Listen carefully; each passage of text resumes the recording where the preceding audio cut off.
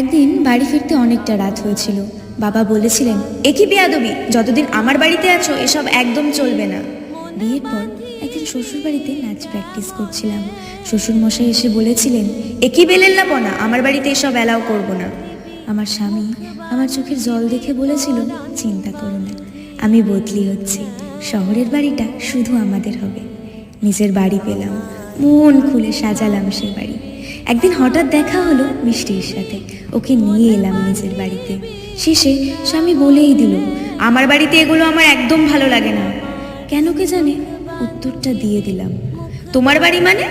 তোমার সেই বাড়ি যেটাকে তুমি শুধু নিজের বাড়ি ভেবে গর্ব করো? এ বাড়িতে আমারও সমান অধিকার আছে তোমার মতো। তোমার বাড়িকে ঘর আমি বানিয়ে তুলেছি, ঘাম রক্ত ঝরিয়ে। মেয়েদের নিজের বাড়ি হয় না জাতীয় কথা বলে মেয়েরা যদি নিজেরাই নিজেদের অধিকার ছেড়ে দেয়, তাহলে গৃহহীন হয়ে বাঁচবে তারা, গৃহহীন হয়েই